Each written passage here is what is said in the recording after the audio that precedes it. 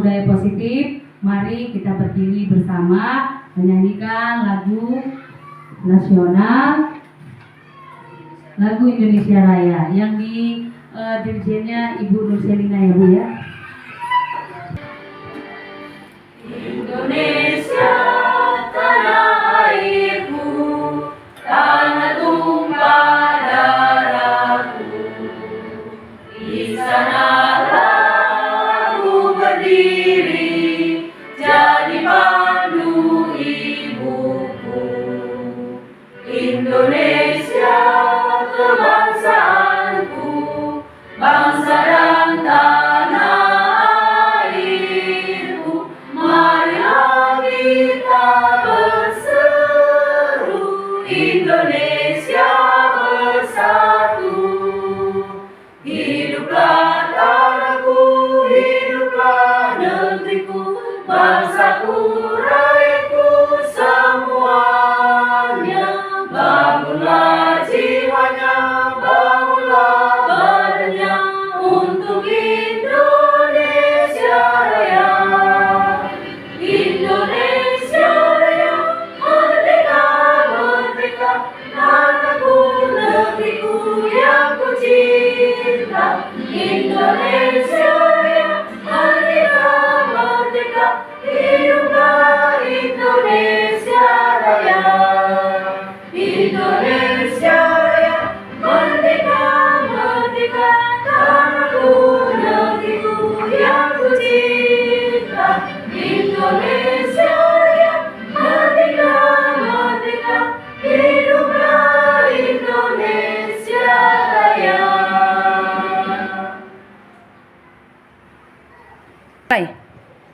Baik Bapak Ibu, silakan duduk kembali. Terima kasih.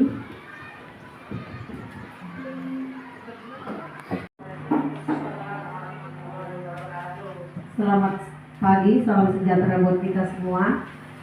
Pertama sekali, marilah kita bersyukur kehadirat Allah SWT yang mana pada hari ini kita masih diberikan kesehatan sehingga kita masih dapat berkumpul di sekolah kita ini dengan tujuan yaitu akan guru yang ada di sekolah kita ini akan mempresentasikan aksi nyata yaitu untuk Ibu Yeti Mayuni Simarmata akan membuat seminasi yaitu menyebarkan pemahaman dan penerapan budaya positif di SD kita yang tercinta ini. Dan semoga nantinya apa saja yang dipaparkan oleh Ibu Yeti kiranya kita dapat menerap atau melaksanakannya ke siswa kita masing-masing. Jadi untuk mempersingkat waktu, demikian saya sudahi. Wabillahi taufiq wal hidayah. Assalamualaikum warahmatullahi wabarakatuh. Waalaikumsalam Warahmatullahi wabarakatuh. Selamat pagi, salam sejahtera buat kita semua. Puji dan syukur kita panjatkan kepada Allah Subhanahu wa Ta'ala, di mana kita telah diberikan nikmat dan kesehatan dapat berkumpul di kelas saya ini dalam acara diseminasi menyebarkan pemahaman dan penerapan budaya positif.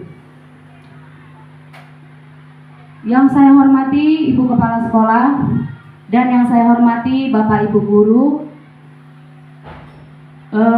hari ini saya akan melaksanakan aksi nyata modul 14 budaya positif. Baik Bapak Ibu, saya ingin memberikan pantun. Matahari pagi terbit menjelang, burung kasuari menari-nari. Saya ucapkan selamat datang. Terima kasih sudah menghadiri undangan. Baik Bapak Ibu, sebelumnya kita buat kesepakatan dulu ya Bapak Ibu. Yang pertama, seluruh peserta memiliki kesempatan untuk berpendapat. Yang kedua, berpikiran terbuka dan saling menghormati. Yang ketiga, jika ada peserta berbicara, maka peserta yang lain mendengarkan. Yang keempat, berpartisipasi penuh. Yang kelima, mengikuti diskusi dengan perasaan gembira. Yang keenam dan ketujuh, boleh ada yang ingin menambahkan Bapak Ibu? Ada? Fix? Pas?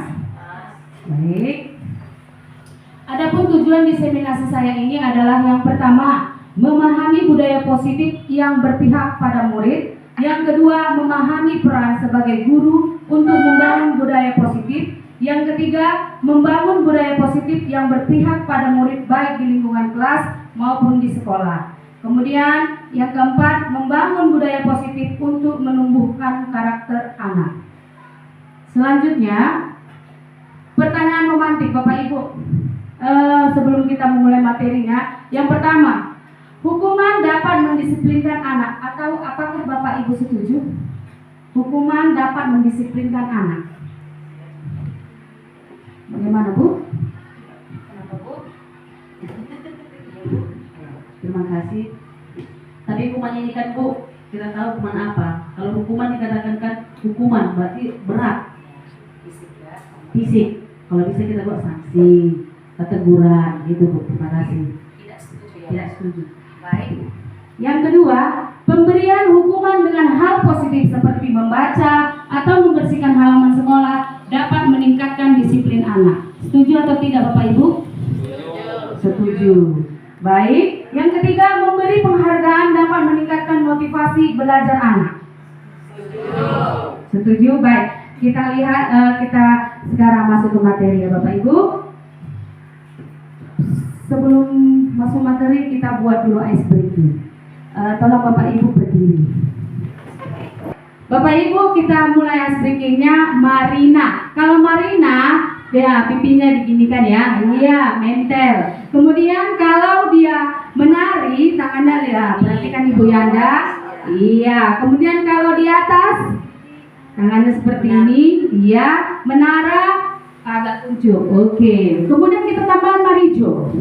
Marijo seperti ini. Baik, kita mulai ya. Kita coba. Marina menari di atas menara. Marina menari di atas menara. Marina Marijo menari di atas menara. Menara di atas Marina Marijo menari. Menari Marijo menari. Marina di atas Marijo. Oke, baik, terima kasih Bapak Ibu. Mantap. Mantap. Ibu, budaya positif. Budaya positif itu merupakan perwujudan dari nilai ataupun keyakinan universal yang diterapkan di sekolah. Budaya positif dapat mendorong murid untuk mampu berpikir, bertindak, dan mencipta sebagai proses memerdekakan dirinya sehingga murid mampu mandiri dan bertanggung jawab. Kemudian, budaya positif itu juga suatu perjalanan yang harus dijalani dan menjadi sebuah tanggung jawab kita sebagai guru, yaitu pemimpin pembelajaran. Guru harus mampu menciptakan suasana positif yang berpihak pada murid dengan cara membuat keyakinan kelas ataupun keyakinan sekolah. Semua pihak harus menerapkan. Jadi bukan hanya kepala sekolah, bukan hanya guru, bukan hanya murid, bukan hanya tenaga kependidikan, tapi semua berkesinambungan, berkolaborasi dalam menerapkan keyakinan kelas ini, keyakinan sekolah. Komite juga. Kemudian semua pihak harus menerapkan keyakinan tersebut sehingga menjadi kebiasaan dan terwujudnya budaya positif di sekolah. Budaya positif mempunyai konsep, yaitu konsep inti daripada budaya positif yaitu perubahan paradigma belajar. Kemudian disiplin positif, kebutuhan dasar manusia, motivasi perilaku manusia, keyakinan kelas, posisi kontrol guru, dan segitiga restitusi. Baik Bapak Ibu, berdasarkan prinsip pembelajaran berdiferensiasi, sehingga para peserta didik belajar sesuai dengan kebutuhannya. Kemudian berdasarkan tahap perkembangan sesuai teori psikologi modern untuk mewujudkan profil pelajar Pancasila. Yaitu profil pelajar Pancasila apa saja Bapak Ibu? Beriman dan bertakwa,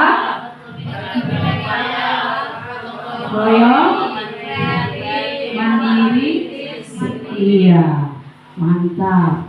Kita lanjut kegiatan kepalan tangan. Coba Bapak Ibu, anggaplah Bapak Ibu mempunyai saya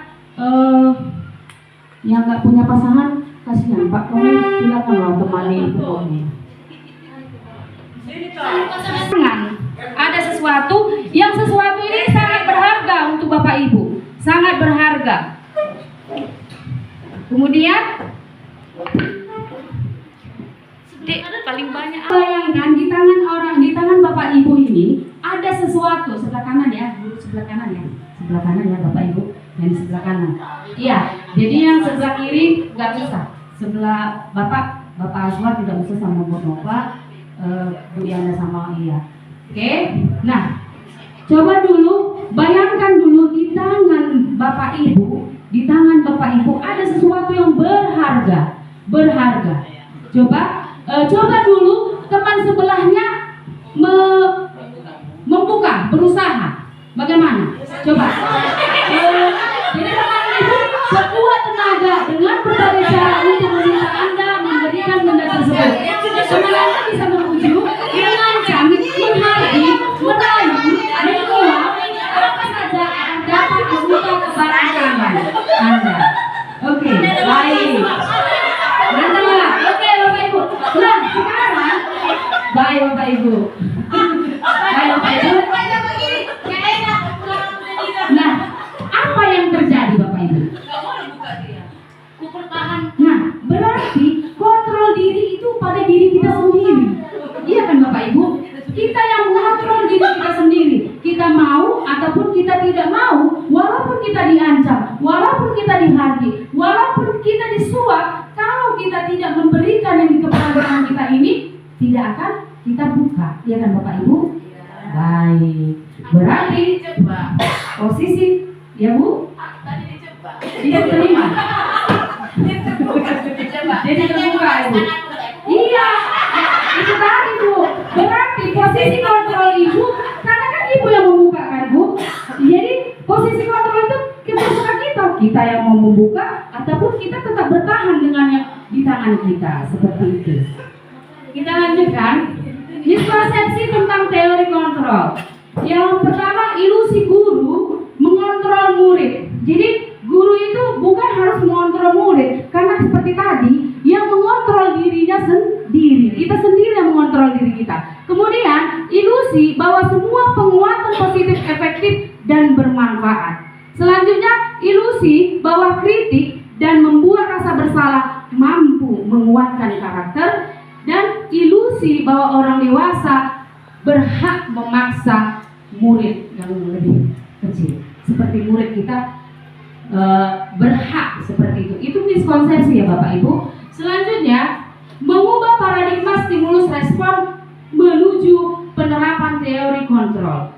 Stimulus responnya realitas, kebutuhan kita sama. Tapi kalau teori kontrol, realitasnya kebutuhan kita itu semuanya berbeda Bapak Ibu. Berbeda kebutuhan saya, berbeda kebutuhan Bapak Ibu, seperti itu. Tapi kalau stimulus respon, dia sama. Selanjutnya, semua orang melihat hal yang sama. Teori kontrolnya, setiap orang memiliki gambaran yang berbeda. Selanjutnya, kita mencoba mengubah orang agar berpandangan sama dengan kita. Menuju ke teori kontrolnya, kita berusaha memahami pandangan orang lain tentang dunia. Jadi pandangan setiap orang itu berbeda-beda ya Bapak Ibu. Selanjutnya, stimulus respon, perilaku buruk dilihat sebagai situasi kesalahan. Kalau teori kontrol, semua perilaku memiliki tujuan. Jadi mau perilaku jahat pun, mau perilaku buruk, semua memiliki tujuan. Selanjutnya, orang lain bisa mengontrol saya. Kalau teori kontrol, hanya Anda yang bisa mengontrol diri Anda. Selanjutnya, stimulus respon, saya bisa mengontrol orang lain. Kalau teori kontrol, Anda tidak bisa mengontrol orang lain. Seperti yang kita coba tadi kepala tangan tadi ya Bapak Ibu. Selanjutnya, pemaksaan ada pada saat bujukan gagal. Kalau di teori kontrol, kolaborasi dan konsensus menciptakan pilihan-pilihan baru. Selanjutnya, model berpikir menang kalah. Itulah stimulus respon. Kalau atau teori kontrol, model berpikir menang. Seperti itu. Kita lanjut Bapak Ibu. Disiplin positif. Disiplin itu berasal dari bahasa Latin, yaitu disiplina, yang artinya belajar. Disiplin diri membuat orang menggali potensinya menuju sebuah tujuan apa yang akan dihargainya. Namun, dalam budaya kita, maka kata disiplin telah berubah menjadi sesuatu yang dilakukan seseorang pada orang lain untuk mendapatkan kepatuhan. Kecenderungan umum adalah menghubungkan kata disiplin dengan ketidaknyamanan, bukan dengan apa yang kita hargai atau pencapaian suatu tujuan mulia. Bapak Ibu, disiplin positif itu merupakan salah satu cara penerapan disiplin yang bertujuan untuk menumbuhkan kesadaran serta memberdayakan peserta didik tanpa imbalan penghargaan atau reward, ancaman ataupun hukuman. Sebagai pendidik, tujuan kita adalah menciptakan peserta didik yang memiliki disiplin diri, sehingga mereka berperilaku mengacu kepada nilai-nilai kebajikan yang universal dan memiliki motivasi intrinsik dalam perubahan perilaku ke arah yang lebih baik. Kemudian Bapak Ibu, nilai-nilai kebajikan universal.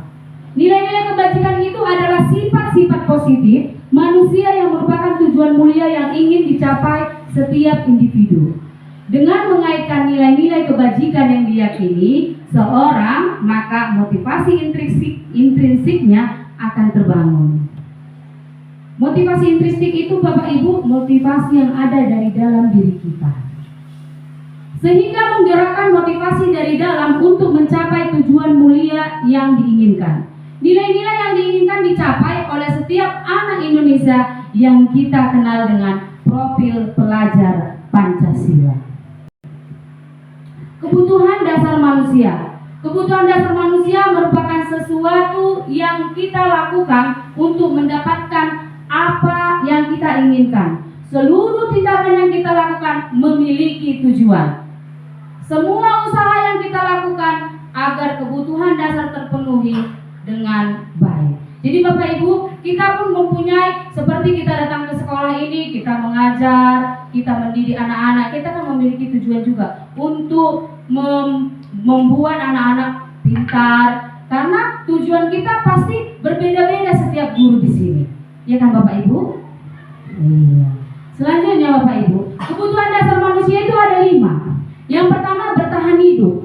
Bertahan hidup yaitu dapat makanan, pakaian, tempat tinggal, kenyamanan, dan juga kesehatan. Yang kedua, kebutuhan dasar manusia itu adalah kasih sayang dan rasa diterima. Rasa diterima, dipedulikan, berbagi, kerjasama, dan menjadi bagian dalam kelompok. Jadi ini anak-anak murid kita ini juga pasti mempunyai kebutuhan dasar ini Bapak Ibu. Kemudian kebutuhan dasar manusia yang ketiga adalah penguasaan. Harga diri, keinginan untuk dianggap, memimpin, berprestasi, diakui, dan juga didengarkan. Selanjutnya kebutuhan dasar kebebasan, yaitu mandiri, memiliki pilihan, mencoba hal-hal baru, dan mampu mengendalikan arah dirinya kemana, tujuannya kemana. Selanjutnya adalah kesenangan. Jadi kebutuhan dasar manusia itu ada kesenangan Bapak Ibu, humor, antusias, dan tertawa. Jadi kalau kita tidak merasa senang juga, berarti kebutuhan dasar kita juga berkurang. Jadi kalau kelima-lima ini tidak ada di diri kita Bapak Ibu, itulah yang akan nanti berakibat bisa berubah perilaku kita menjadi tidak positif. Seperti itu Bapak Ibu. Selanjutnya ini ada pertanyaan. Ibu guru bilang, aku tidak boleh bersenandung sewaktu mengerjakan tugas. Katanya, kelas harus tenang, tidak ada suara. Padahal aku kan suka dan senang menyanyi. Nah, kebutuhan apakah yang dari yang kelima tadi Bapak Ibu ini? Senang. Kebutuhan apa Bapak Ibu? Kesenangan, kebebasan ya Bapak Ibu. Dia ingin bebas bernyanyi, Bapak Ibu. Selanjutnya, Ibu guru tidak menyapaku hari ini, padahal aku pakai jepit rambut baru. Kebutuhan apakah yang dibutuhkan dia? Kasih sayang dan merasa diterima, Bapak Ibu. Tepuk tangan untuk kita, hebat. Selanjutnya, aku sebel, gambarku tidak rapi. Malah ibu guru nunjukin ke teman-temanku di depan kelas. Kebutuhan apa ini, Bapak Ibu? Apa Bapak Ibu? Penguasaan, harga diri, ya, keinginan untuk dianggap. Jadi dia merasa dipermalukan, ya Bapak Ibu. Selanjutnya, motivasi perilaku manusia. Motivasi perilaku manusia itu ada dua, eksternal dan internal. Itu tadi ada pertanyaan pemantik saya, yaitu motivasi yang dari luar ataupun motivasi eksternal, dia untuk menghindari ketidaknyamanan atau hukuman. Kemudian motivasi eksternal yang kedua untuk mendapatkan imbalan, penghargaan dari orang lain. Jadi kalau kita memberikan hadiah itu juga tidak baik di jangka panjang, ya Bapak Ibu. Jadi dia ketergantungan terhadap kita. Apabila dia dapat hadiah terus, dia akan nanti saya akan dapat hadiah. Jadi kalau kita ke negatifnya, dia tidak mau belajar kalau kita tidak memberikan reward atau hadiah. Seperti itu. Selanjutnya, motivasi internal, ini yang dari dalam diri, yaitu untuk menjadi orang yang mereka inginkan dan menghargai diri sendiri dengan nilai-nilai yang mereka percaya. Jadi kita tumbuhkanlah motivasi internal murid kita, ya Bapak Ibu. Selanjutnya Bapak Ibu, di motivasi ada 3 dia, hukuman, konsekuensi, dan restitusi. Hukuman itu tidak terencana atau tiba-tiba. Kemudian murid tidak tahu apa yang akan terjadi dan tidak dilibatkan. Maksudnya tidak dilibatkan hukuman apa yang akan diberikan kepada dia tidak dilibatkan. Kita guru yang menentukan apa hukuman untuk dia. Selanjutnya bersifat satu arah hanya guru, tidak ada untuk murid. Kemudian berupa hukuman fisik ataupun psikis. Kalau konsekuensi yaitu terencana, disepakati sesuai aturan. Jadi dua-dua, murid dan guru. Selanjutnya, murid tetap tidak nyaman walaupun diberi konsekuensi. Selanjutnya Bapak Ibu, sikap guru selalu memonitor murid. Restitusi. Restitusi adalah proses menciptakan kondisi bagi murid untuk memperbaiki kesalahan. Jadi di restitusi ini kita tanya, apa masalahnya? Kenapa dia seperti itu? Kenapa kamu nak? Kenapa kamu menangis? Kenapa kamu terlambat nak? Seperti itu. Kemudian proses kolaboratif yang mengajarkan murid untuk mencari solusi sendiri. Jadi kalau dia punya masalah, jadi kamu bagaimana seharusnya? Biar kamu tidak menangis lagi, biar kamu tidak marah lagi, biar kamu tidak terlambat lagi, seperti itu. Jadi si murid yang mencari solusi untuk dirinya sendiri, itulah dia restitusi. Selanjutnya Bapak Ibu, identitas gagal, yaitu hukuman. Jadi hukuman itu identitas gagal. Sesuatu yang menyakitkan harus terjadi, itu di hukuman. Kalau di konsekuensi, sesuatu harus terjadi. Di restitusi, restitusi itu merupakan pilihan. Jadi konsekuensi dan restitusi itu termasuk identitas sukses. Dia termasuk ke disiplin. Selanjutnya hukuman tidak nyaman untuk murid, anak untuk jangka waktu panjang.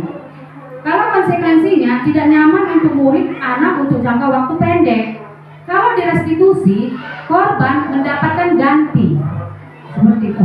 Menguatkan untuk murid anak dalam jangka waktu panjang. Selanjutnya Bapak Ibu, hukuman. Hukuman itu korban mendapatkan keadilan.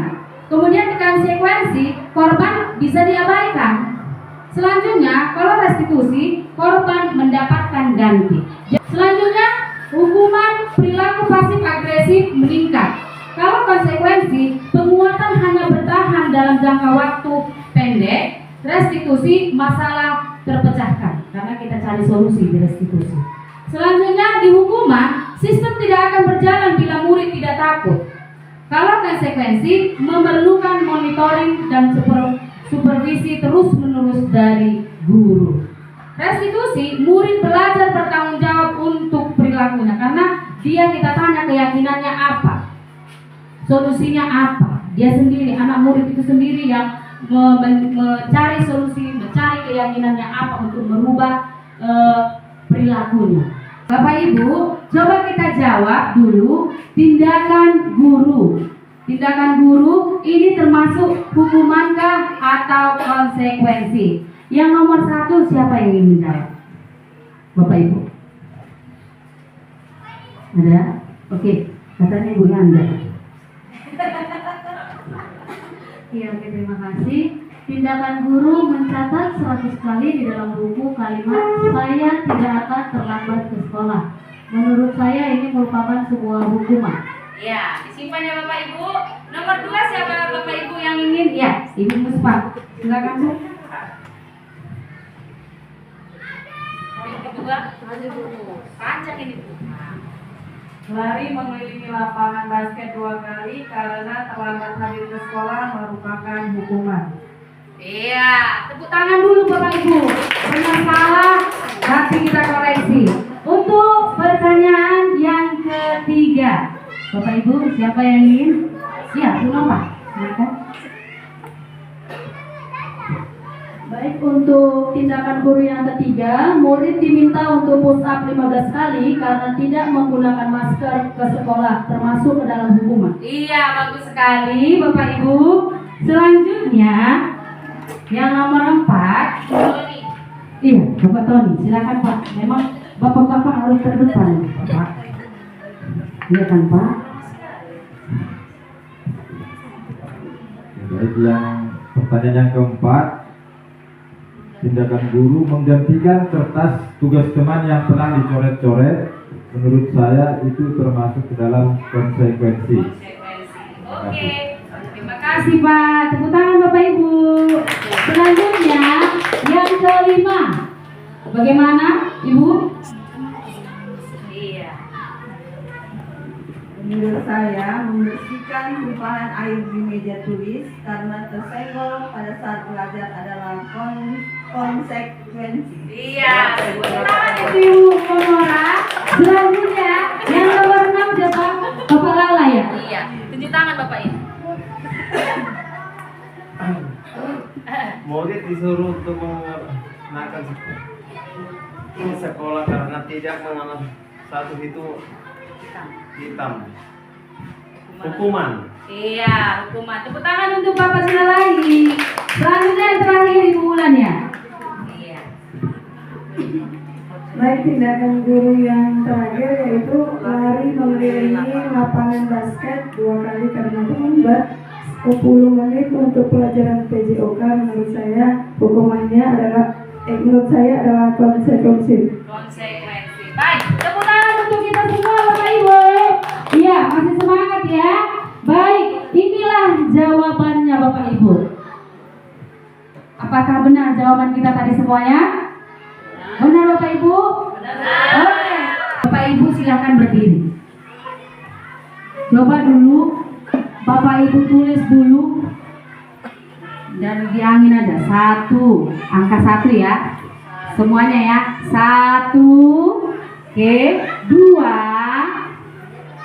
3, 4, 5, 6, 7, 8, 9, 10. Baik, sekarang pakai badan. Ya Bapak Ibu, 1. Ya Bapak Ibu ya, kita mulai ya. Ayo, semangat, semangat. 2. Iya, pakai badan. Coba sekali lagi Bapak Ibu. 2. Iya, Pak Tony nggak luas dia ya. 3.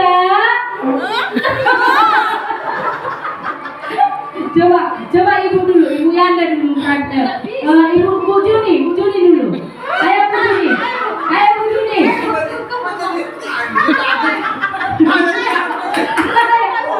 Berdua harus ditemani ya.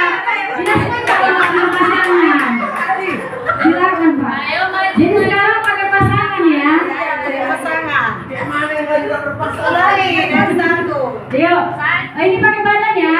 1, 2,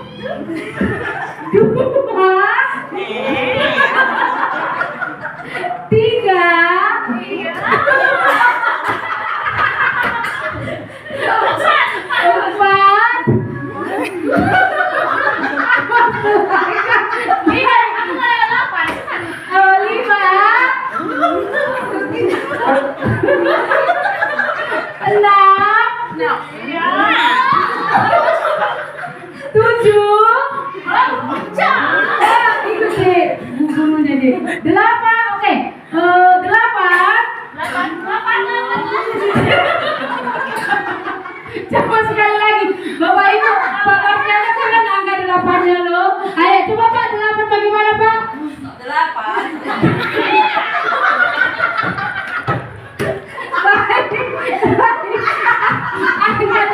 Kalau angka 8 Ibu misalnya gimana Bu?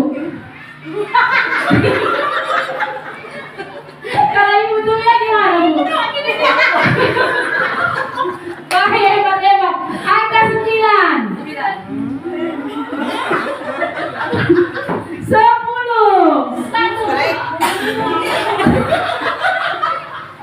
Hebat sekali. Hebat. Sekali. Saya suka.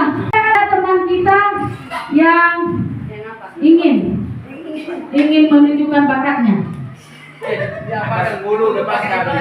Iya, angka 10 gini aku ya. 1 nomor. 1,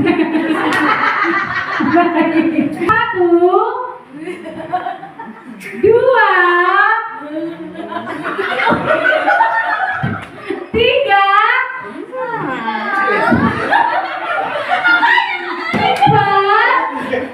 4. Harus lompat ya botolnya. Coba sekali lagi Pak yang keempatnya Pak. 4. Baik, 5. Baik perut. 6. Baik perut Bapak. Sama ya, hebat. 7. 8. Ini hebat juga 8 ini. Cepat kita ulangi dulu. Gak konsentrasi Bapak Ibu. Ayo, 8.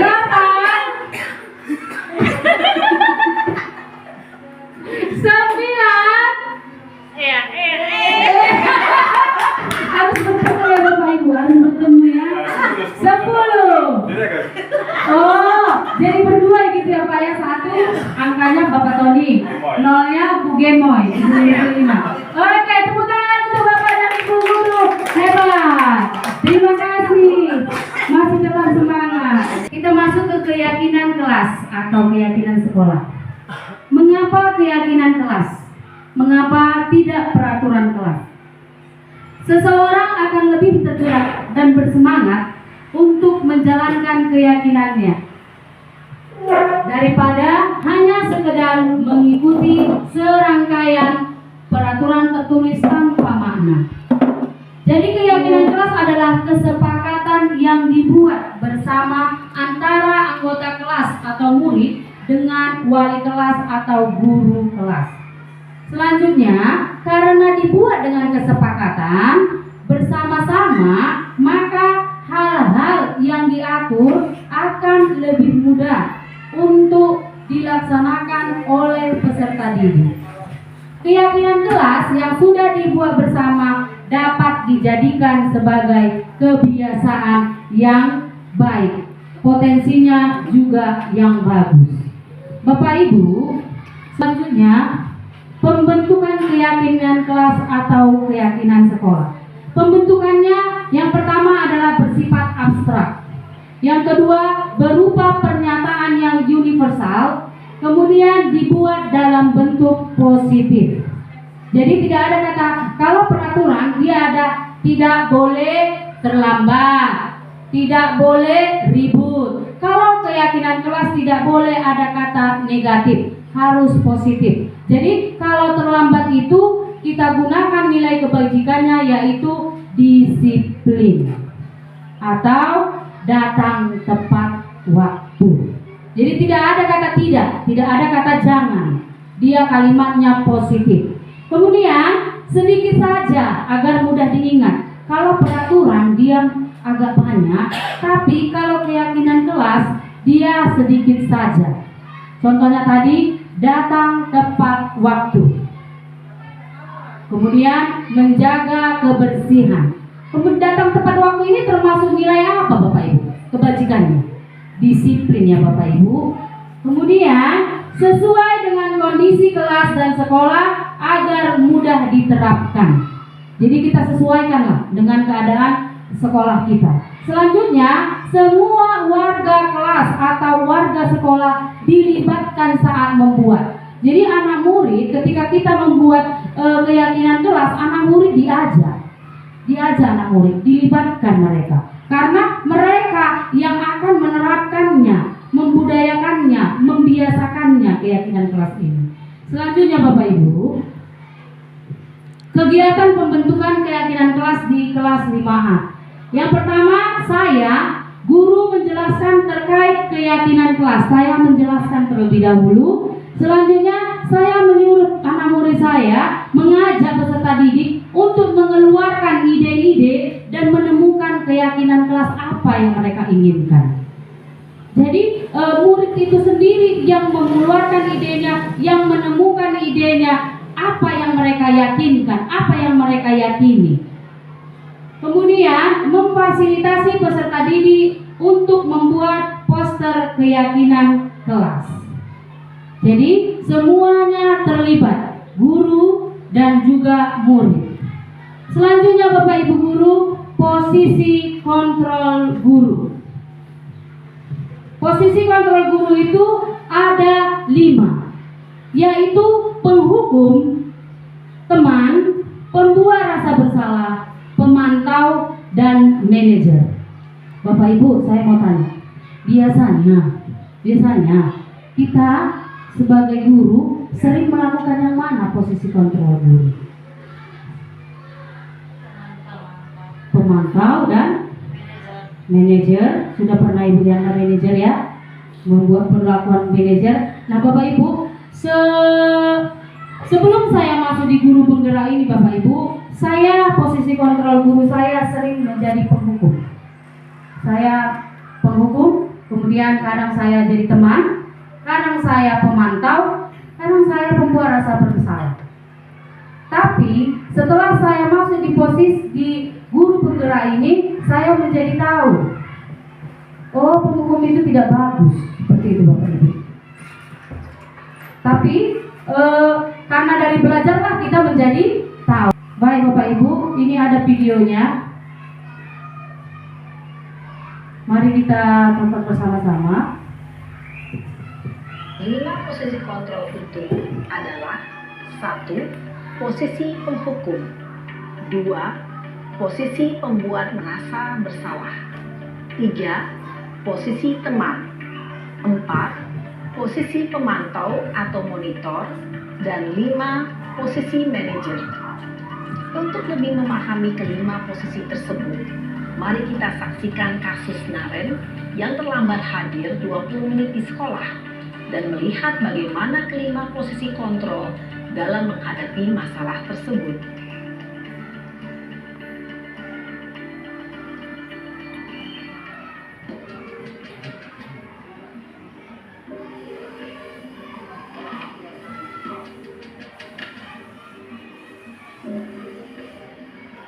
Naren! Sini kamu! Selamat pagi, Bu. Selalu terlambat. Kamu deh, pasti terlambat. Maaf, Bu. Saya Apa? Apa coba? Alasan kamu apa lagi? Kapan sih kamu tidak terlambat? Malas sekali ya kamu jadi anak. saya Dasar pemalas. Gak kapok-kapok sih kamu. Sudah berapa kali terlambat? Sana, kamu keliling lapangan basket 2 kali. kenapa saya harus keliling lapangan basket, Bu? Kenapa? Kamu melawan ibu. Berani-beraninya jawab.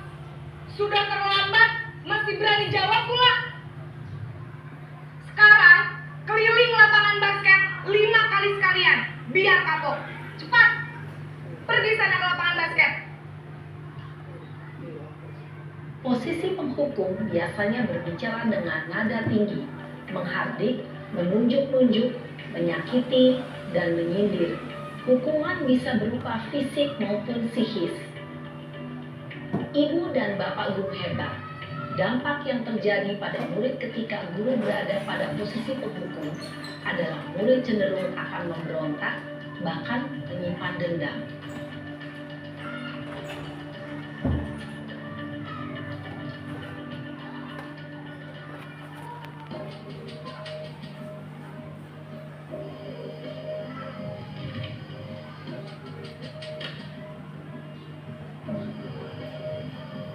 Naren!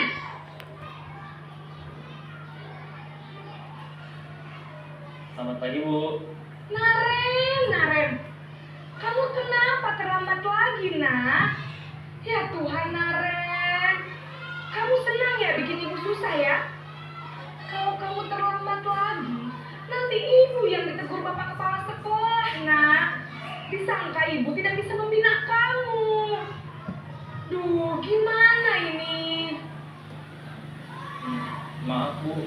Duh, Gusti Naren, kamu suka ya kalau ibu ditegur bapak kepala sekolah?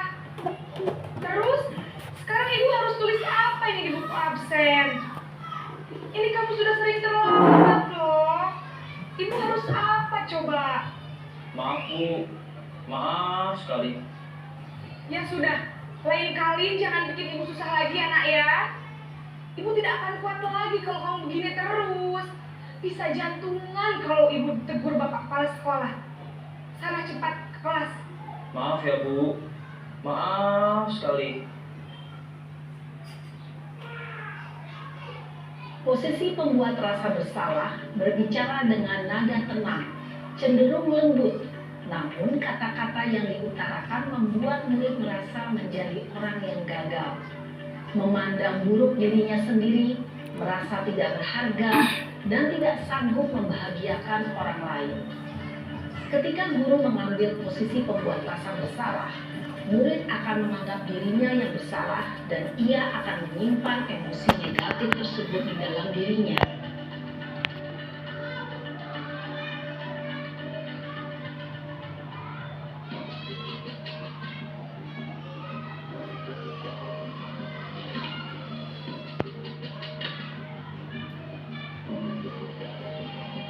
Naren!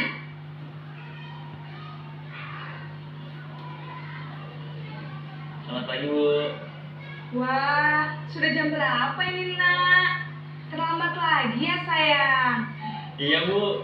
Habis ibu saya lupa bangunkan saya, Bu. Kamu malah menyalahkan ibu kamu. Kamu bukannya anak yang larinya paling kencang. Kok terlambat sih? Iya, Bu. Saya memang terlambat bangun tadi. Jadi, biarpun saya lari kencang, tetap gak kekejar, Bu. Ya sudah sana. Nanti lain kali larinya lebih kencang lagi ya. Biar gak terlambat lagi. Bikin seneng ibu. Demi ibu. Bisa kan? Bisa lah, Bu. Ya sudah sana masuk kelas. Ibu beresin urusan absen kamu.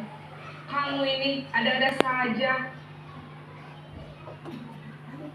Dalam posisi teman, guru berbicara dengan nada suara ramah, akrab, cenderung bersenda gurau untuk menjaga suasana tetap santai. Murid akan merasa senang, aman, dan akrab dengan guru. Identitas yang tercipta adalah identitas sukses atau berhasil. Namun, perlu diingat, karena ini masih dorongan eksternal, maka ada faktor ketergantungan dari murid kepada orang tertentu. Di sini guru absennya, sehingga di lain waktu murid bisa berperilaku baik, namun hanya kepada orang-orang tertentu saja.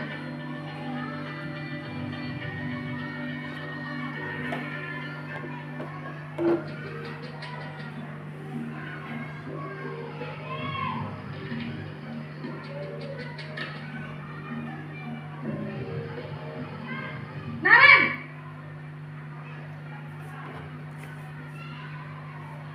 Selamat pagi, Bu. Naren, tentang jam berapa kita harus masuk sekolah, nak? Kita harus di sekolah jam 7, Bu. Iya, betul. Sekarang sudah jam 7.20. Naren sudah tahu konsekuensinya jika terlambat hadir. Paham, Bu. Saya harus tinggal kelas pas jam istirahat selama 20 menit. Iya, benar. Konsekuensinya demikian.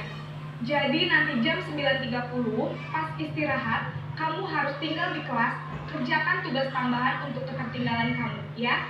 Baik, Bu.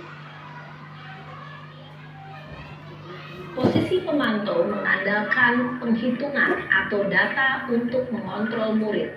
Guru mengarahkan murid berdasarkan peraturan dan konsekuensi. Seorang pemantau menunjukkan bahasa tubuh dan ekspresi wajah yang datar dan cenderung formal.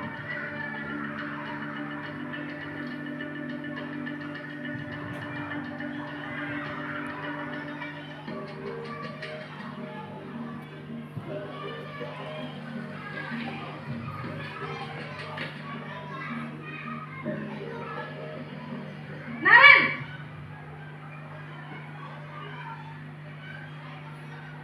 Selamat pagi, Bu. Selamat pagi, Naren. Maaf, Bu. Saya terlambat.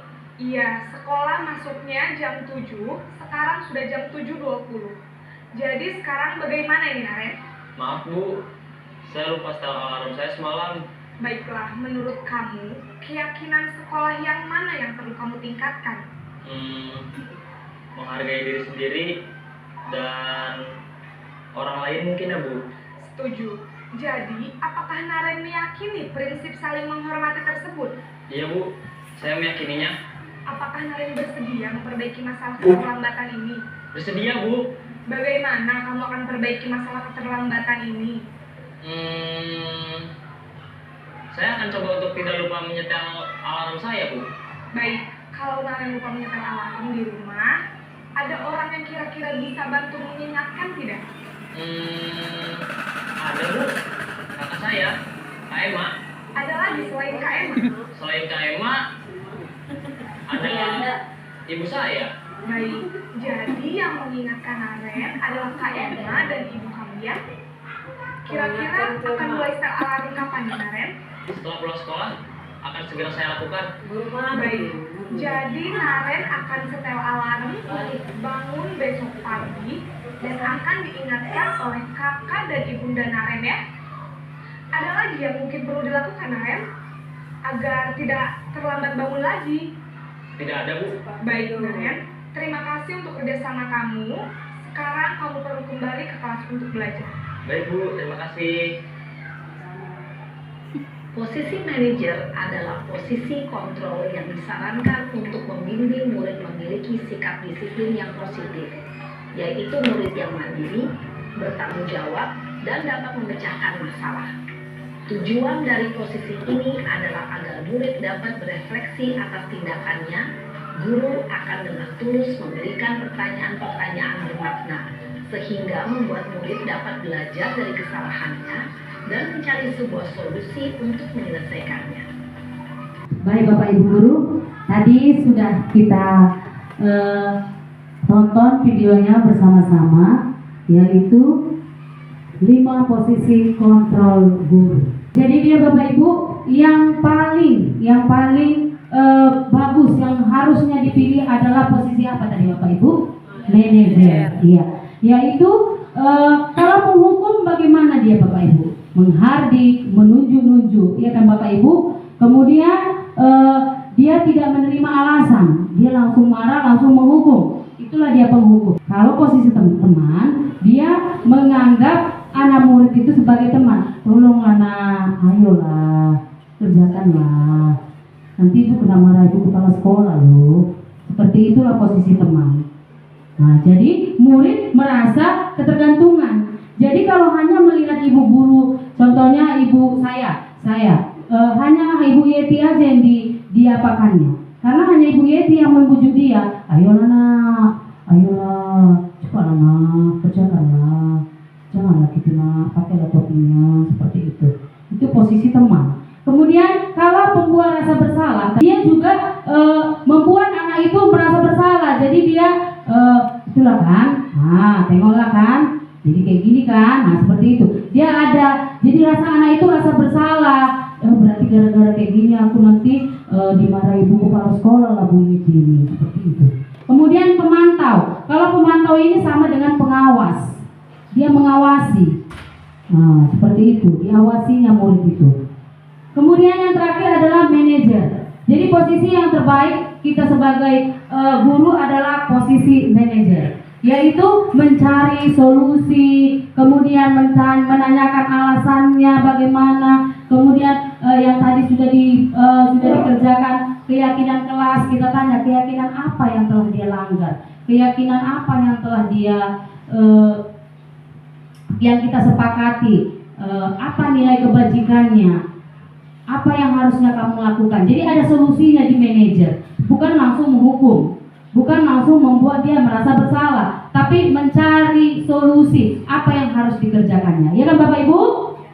Ya baik Bapak Ibu, coba kita buat dulu lagi. Sepertinya karena siap nonton video agak-agak lemas ya. Tepuk 1, yes. Tepuk 2, nge. Ya, Bapak Ibu, tepuk 1, yes. Tepuk 2, nge. Tepuk 3, dor. Oke, masih ingat? Ingat Bapak Ibu? Tepuk 1, yes. Tepuk 2, nge. Tepuk 3, dor. Oke, saya bilang ya Bapak Ibu. Tepuk 2, 3, 1. Ya. Kita lagi ya Bapak Ibu. Oke. Tepuk 2, tepuk 2, 1, 3. Yes, go. Oke. Tepuk 3, 1, 2. Yes. Kita ulang 1, 2, 2, 1. Yes. Yes. Yes. Gitu. 1, 2, 3 dulu. Oh, lagi ya, pemanasan. Tepuk 1, 2, 3. Yes. Yes. Go. Tepuk 1, 2, 3. Yes. Yes. Go. Tepuk 1, 2, 3. Yes. Yes. Go. 1, 2, 3. Yes. Yes. Go. Tepuk 3, 2, 1. Do. Yes. Yes. Tepuk 2, 3, 1. Yes.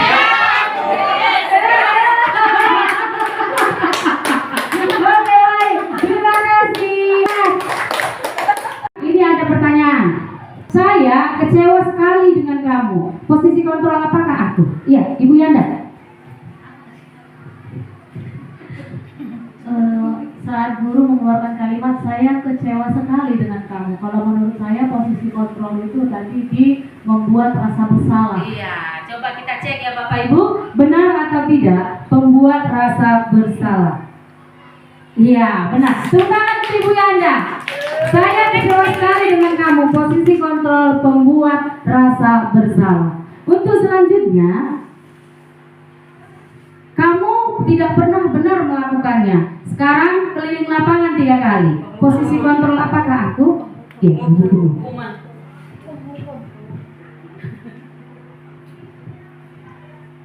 Posisi kontrol? Ya, posisi kontrol yang benar untuk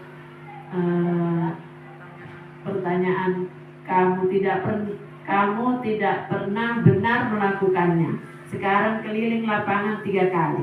Posisi kontrol di sini yang sesuai adalah hukuman. Iya. Oke, penghukum. Kita cek jawabannya. Iya, posisi kontrol penghukum. Tepuk tangan Bapak Ibu. Hebat. Selanjutnya, pertanyaan selanjutnya. Kira-kira bagaimana kamu akan memperbaiki masalah ini? Posisi kontrol apakah aku? Siapa? Ibu? Ibu Nur Selina? Yang ketiga, kira-kira bagaimana kamu akan memperbaiki masalah ini? Posisi kontrol apakah aku? Manajer. Iya, kita cari cek jawabannya. Iya, tepuk tangan untuk Ibu Nur Selina. Iya. Kira-kira bagaimana kamu akan memperbaiki masalah ini? Posisi kontrolnya adalah manajer. Berarti sudah mulai ya, memahami ya Bapak Ibu ya. Mantap. Selanjutnya pertanyaannya, Ayolah, lakukan demi Bapak, Ibu. Ini coba dulu Ibu Nova. Posisi kontrol apa Ibu? Baiklah, posisi kontrol yang tepat mengenai kalimat ayolah lakukan demi Bapak Ibu. Posisi kontrol yang tepat adalah posisi kontrol teman. Iya, hebat. Tepuk tangan untuk Ibu Nova. Guru-guru hebat. Iya, posisi kontrol teman. Selanjutnya, kamu terlambat 15 menit. Apakah kamu sudah mengerti konsekuensi yang dilakukan jika terlambat? Iya, coba Bapak Aswar.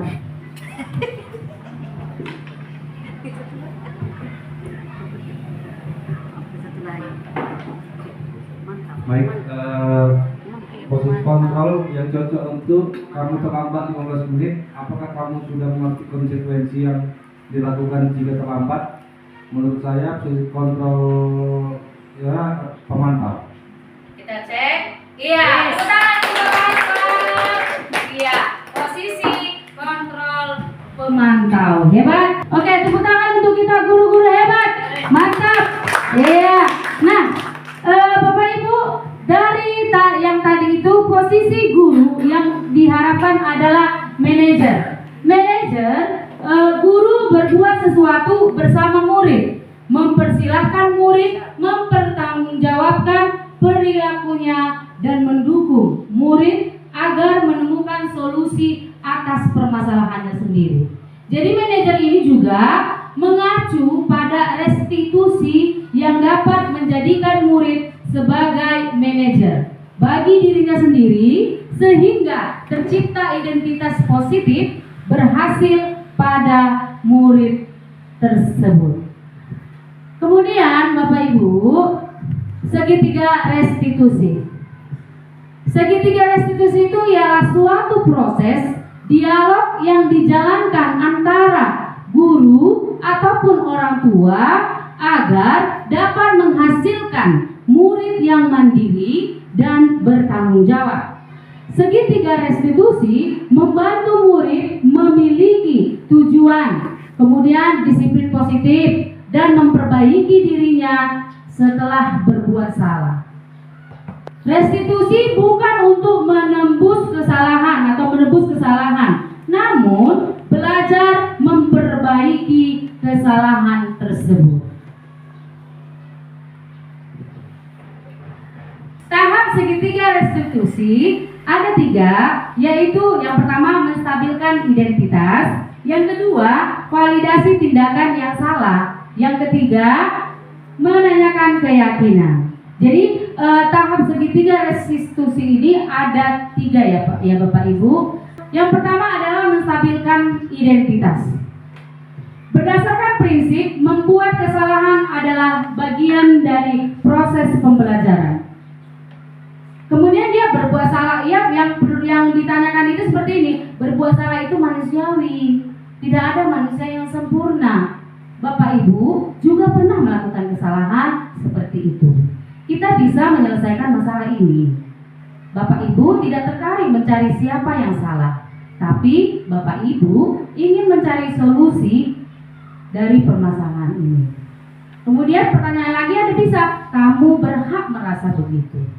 Inilah pertanyaan penerapan atau pernyataan untuk menanyakan, menstabilkan identitas si murid apabila bermasalah. Selanjutnya validasi. Kita memvalidasi tindakan dia yang salah, tindakan murid yang salah. Berdasarkan prinsip setiap perilaku berupaya memenuhi suatu kebutuhan tertentu.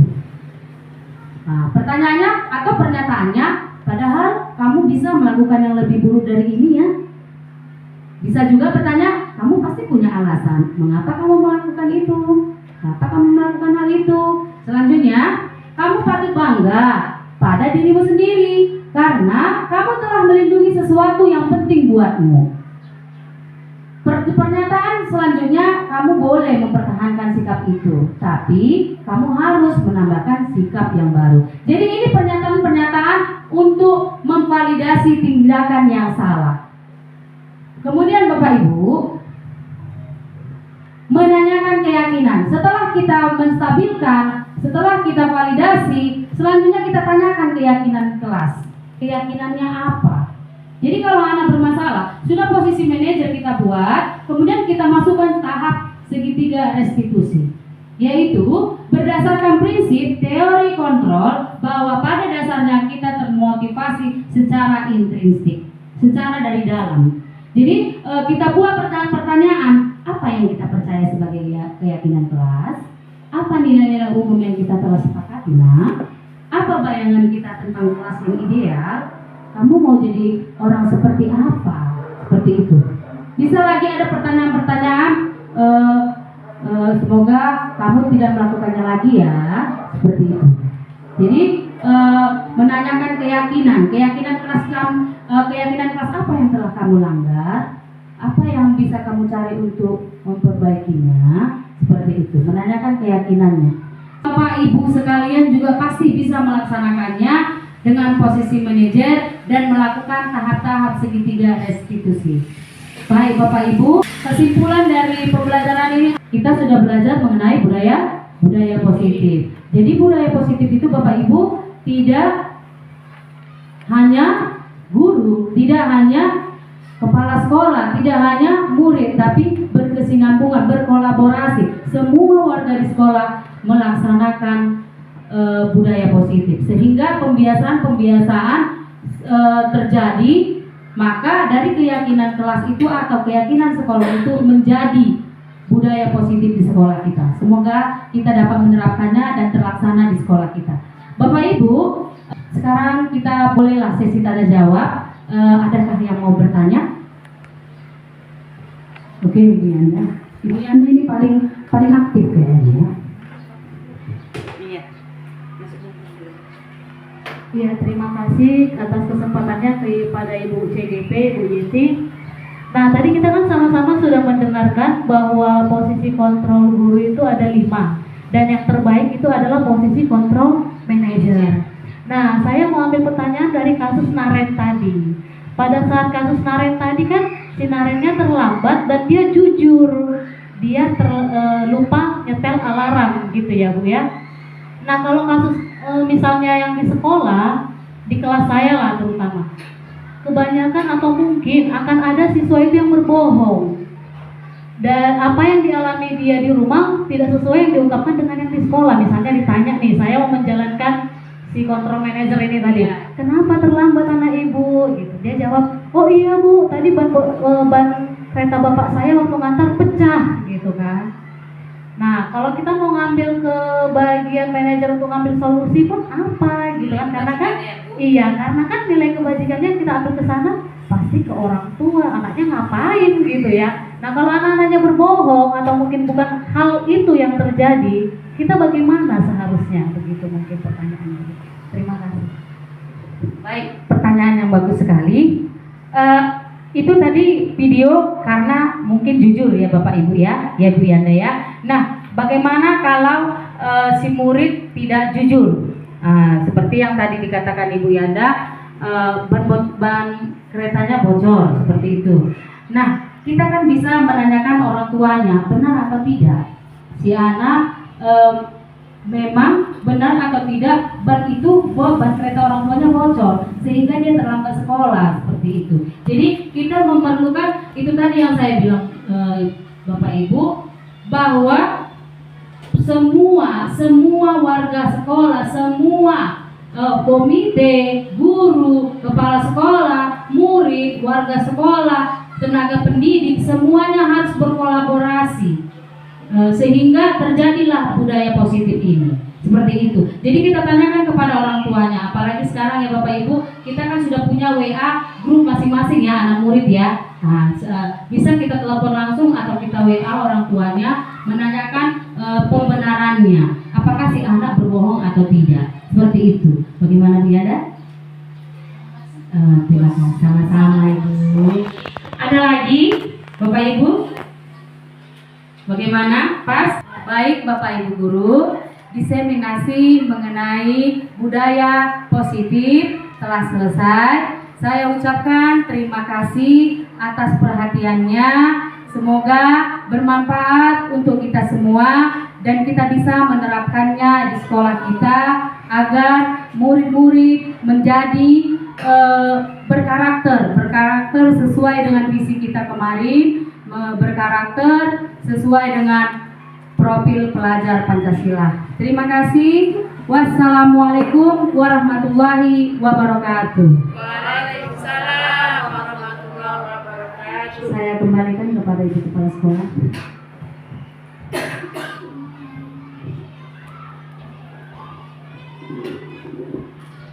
Baik,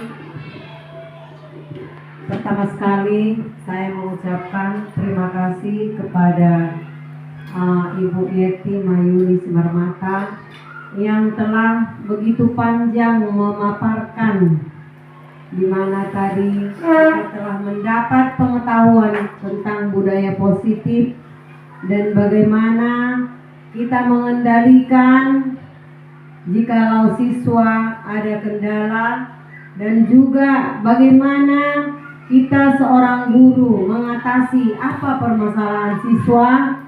Tentu kita jadi tambah pengetahuan kita ya Bapak Ibu. Jadi untuk itu kita berikan dulu tepuk tangan kepada Mem Yeti Mayuni Simarmata. Iya, dan juga saya mengucapkan terima kasih kepada Bapak Ibu yang begitu aktif berperan mendengarkan apa-apa saja yang dipaparkan oleh Ibu Yeti. Nah, jadi kalau ada pun yang memaparkan, kalau Bapak Ibu tidak aktif mendengarkan tidak bisa. Inilah yang dinamakan berkolaborasi. Seperti yang dikatakan Mem tadi, bukan hanya kepala sekolah dan bukan hanya guru yang bekerja sama untuk mewujudkan budaya positif, tetapi semua warga sekolah ini. Ada kepala sekolah, ada guru, ada siswa, ada tenaga kependidikan dan komite. Nah, untuk itu saya berharap kepada Bapak Ibu, ini pertemuan kita untuk kedua kalinya, yaitu mengenai kombel kita. Jadi saya berharap, ya, saya sangat berharap, janganlah ini hanya sekedar pertemuan kita sampai di sini saja, tapi kita tetaplah melaksanakannya. Bagaimana siswa kita ini supaya lebih maju, kita terapkanlah. Jangan hanya kita mendengarkan apa yang dikatakan oleh Mem Yeti tadi ya. Jangan hanya sebatas itu aja. Saya berharap kita laksanakanlah, karena memang kita dituntut. Kita adalah guru profesional, dan saya yakin guru yang ada di SD ini pasti bisa lebih maju, bisa lebih disiplin, bisa lebih kreatif, bisa membuat siswa kita ini menjadi siswa yang terdepan. Itu saya yakin. Jadi Bapak Ibu, saya sangat bangga. Terang saya sangat bangga kali ini ya, bangga. Tapi saya janganlah sampai di sini kebanggaan saya ini, tapi tunjukkanlah kepada siswa kita bahwa SD kita adalah berkualitas, bermutu. Dengan adanya guru penggerak di sekolah kita ini, jangan kita samakan sama yang gak ada Bapak Ibu. Malu kita tunjukkan semuanya bahwa kita aktif semua. Saya yakin itu Bapak Ibu. Ya, jadi sekali lagi terima kasih untuk Yeti, Bu Yeti Mayuni Simarmata. Terima kasih banyak juga kepada Bapak Ibu yang selalu setia menemani Ibu Yeti, dan saya berharap guru yang lain ya, guru yang lain buatlah ya, mengajukan untuk guru penggerak. Jangan hanya Ibu Yeti, yang lain maju. Masih banyak ini yang muda-muda, jangan sampai melempem. Ya, silakan ya. Ya, jangan tidak ada di sini dilarang-larang, tapi silakan untuk berkarir. Ayo silakan Bapak Ibu. Jadi sekali lagi mengucapkan terima kasih ya. Cukup sekian ya dari saya. Wabillahi taufiq wal hidayah. Assalamualaikum warahmatullahi wabarakatuh.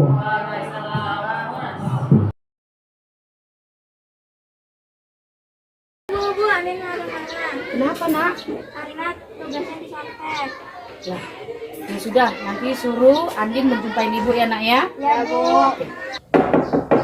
Selamat pagi Bu. Selamat pagi Andin. Silakan duduk, Nak.